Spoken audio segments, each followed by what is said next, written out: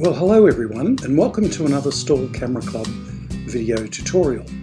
My name's Greg, and in today's video we have John Tiddy here, our club secretary and guru photographer, and John will be going through and explaining the basic steps of using layers and masks in Photoshop.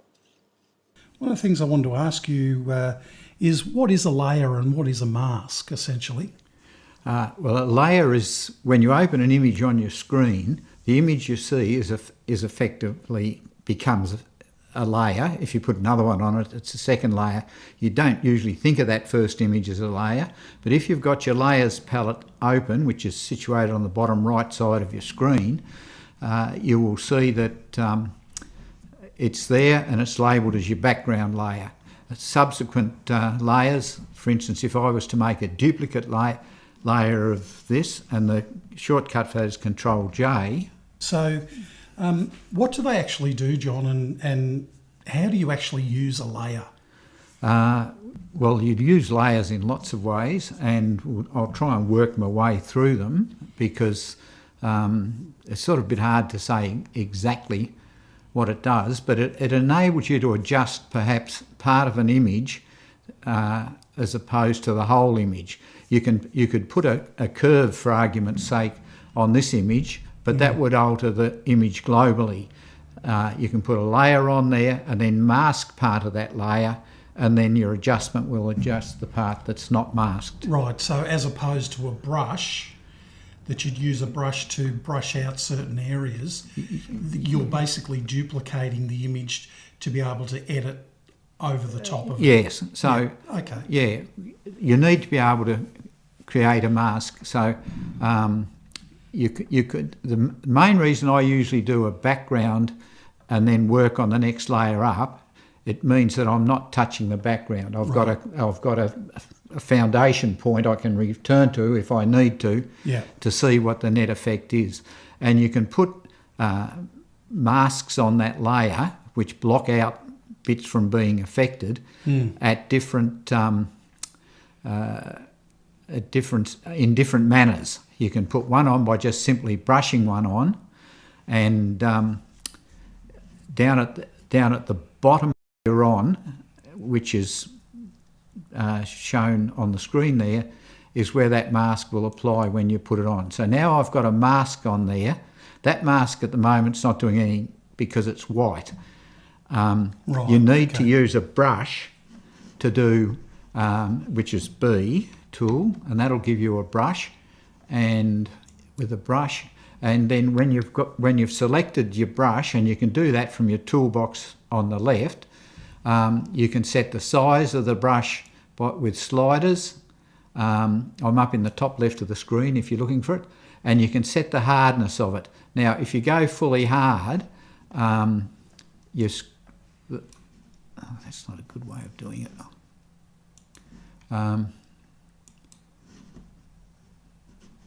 Let me just not click on the mask, so we're not working on the mask a minute. A hard edge brush gives you an edge like that.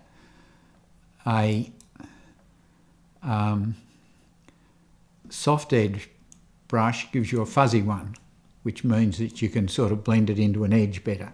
Right, and there's different opacities with them as well, isn't it? That's right. Yeah. Yeah. So I've got a couple of examples later where I'll use the opacity in different ways, and when you haven't got that much up, you can often just go to your history and remove whatever you've done if you've stuffed up, basically. So history, which we all use quite a bit, I'd say, in Photoshop, is just at the top right-hand corner. So there. if you go open there, yeah, and I think I had layer via copy or something, and a mask on there.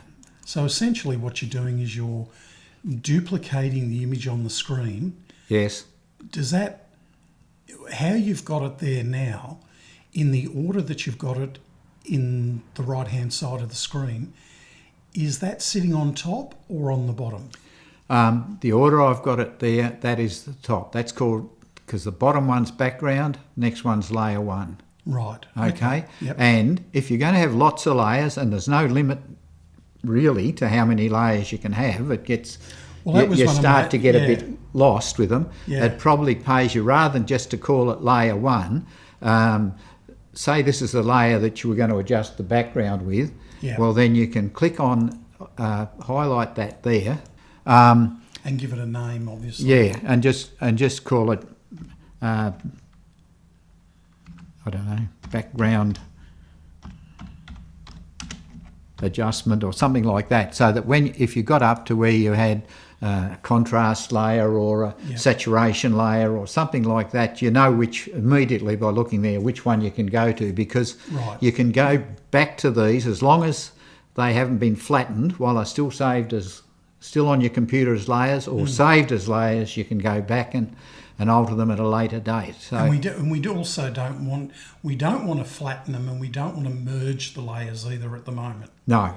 Exactly. Yeah. No, while you're working on it, keep them all open. And if you've got multiple ones, so I put another one there, you can change their order on as they're stacked by just dragging them down. Right, okay. And up, so. And then if you wanted to get rid of that, decided that layer was totally, you turned it off and there's no change to anything, you didn't want it, and you can turn it on and off by clicking the little eye to the left of it. Right, yeah. You can then drag that down to that trash can at the bottom right of your screen, and it's gone. So now you're back to where we were. And there's a heap of, if you right-click, I've noticed as well, if you right-click on the layer, where the background adjustment is, if you use your mouse and use your right mouse button, there's a whole heap of options in there as well. Yeah. To remove it, disable it, whatever you want to do. Yep. Yeah. And that little symbol in there means that when you make your mask on there, it will be locked to that image there. So, okay. Yeah. Whereas if you unlock that little chain, if we put a mask on there now, just to put a mask, you need to make sure what you need to remember is that black hides and white reveals or restores. So you need to have over in your toolbox where it's you can select your colours for your brush. You need black as your foreground colour to make a mask. It's an auto restore there. Yeah. Okay, that's a good idea. Yeah. So then, so if we were to say we were to just paint a mask on here rather than making a selection mask, I think click on here, make sure this is on 100% opacity, and I'm on the brush. Okay. So we'll click on here to make sure that's active, because we've been talking and mucking. Normally, if you just put it there, it's the active thing, but because we've been mucking around doing some other things, it might not be. If we paint a mask in here, just carefully, I won't worry about the other ones.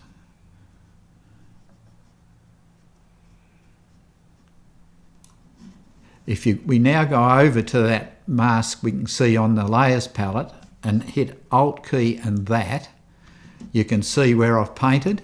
Right, okay. At the actual size, and I missed a bit there, so I've painted that in. Right. And now if I go back and click on it again with it, I can go back to it. So. And you're holding down the Alt button. The Alt key. The Alt key, yep. Yeah. That's good.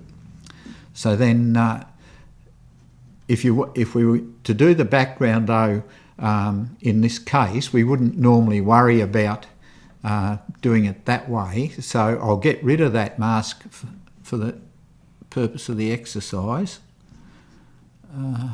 Delete. Yep. And so with this image, if the quickest way, because these are nice smooth edged things basically, we can use the wonders of Photoshop to select them. And then if we go to do, say, an adjustment curve, and if you're going to do an adjustment in layers, don't go to the top of your screen and there's adjustments available up here in image adjustments, because they're destructive adjustments. When you do those adjustments, you're actually destroying one lot of pixels, if you like, and putting another lot in. Whereas if you do it in via the adjustments over here in the palette on the right, or alternatively, down at the bottom of your screen, the little circle that's half black, half white, and you go up here and do your adjustments via there, it will usually create a mask. But what we need to do initially here is to select these toadstools. So we would go to select at the top, and subject generally in this sort of smooth edge thing works better than focus area, because with your depth of focus you could well end up with areas here that are in focus that would get selected as well. Right. Whereas Photoshop's pretty good at selecting the subject.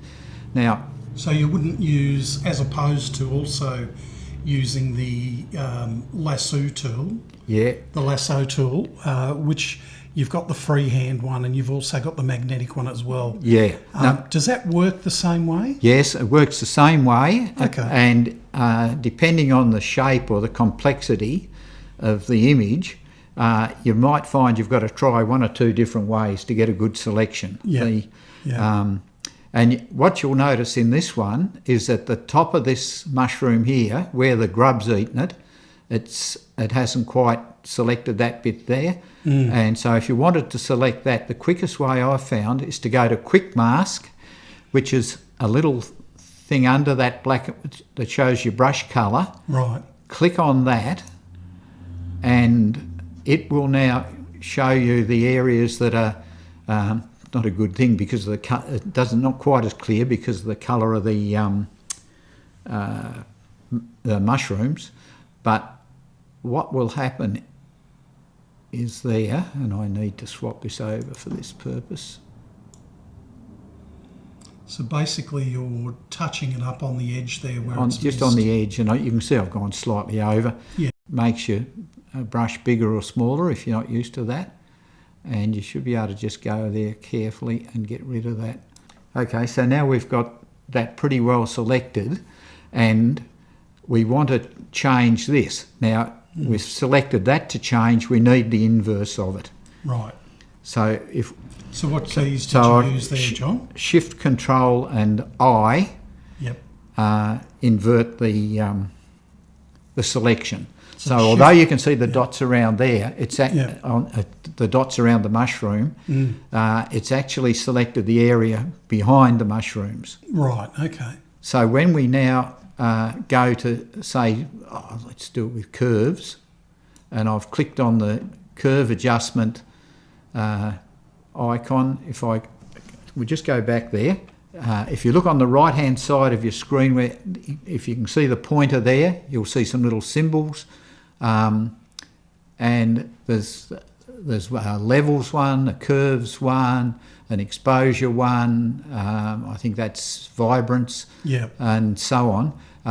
If we pick curves, we can now adjust that curve, and that will adjust the background. We've lost the sliding, the crawly ants around the image on the screen. I'm pointing, but no one will see that. But if you look now, what we do with that adjustment layer, with the curves. If I click on the mask, you'll see up on the right hand side of your screen has now appeared this thing for density, feather, and it also gives you the option to invert it. And if I need to adjust it, I need to get away from that and move back over to that little circle, which brings back the curve that I want to adjust. So when you're doing this with curves, are you wanting to give the background a bit? I just want to make it a bit darker, basically. So you want to... So I would just pull it down slightly. Okay. And that's sort of darkened the background behind there a bit. And if you wanted, if we were doing this to make a print or something rather than just use this as an example, in the middle here, this little bit of leaf here, I would have painted that. So you probably take that I out. would have coloured that red or get rid of it. But because as you can see, that's within the selection, and so it hasn't been affected. Right. Okay. I don't know if people. I hope that'll show up. So that, I think that's all you'd need to do on that. And then if you're going to save it with those things there, you would go save as, and then it'll say, a message will come up and tell you, I won't save it, but if we go up to well, you're quite welcome file, to. Yeah, let's go save as, it'll get and save on your computer. It'll come up usually and tell you that, which it hasn't, that saving the layers, or it might be after you get to the next stage, yes, takes up a lot more memory. Do you wish to continue, or something to that effect? Yeah. And so you would say yes and save it as it was that. Yeah. So I'll just put layers beside it, so that we know it's not that number. That you're happy with it, you can just flatten the whole lot down, and in which case you would go up to layer at the top of your screen, and at the bottom of that you'll see flatten image. You've got options there: merge down, flatten image. Merge down just which is shortcuts Control E, just takes the top layer down to the one underneath it. Hang on, maybe I've got to get rid of that up there before we do. Control E, yeah. So that all that's done is merge that mask with that next layer into down. That layer, yeah, the adjustment layer. Yeah. Yeah. Okay, that's good. But otherwise, if you go to layer and go to flatten, everything goes back down to that. Yes. Okay. And that also reduces your file size as well. Yes, that's right. Yeah.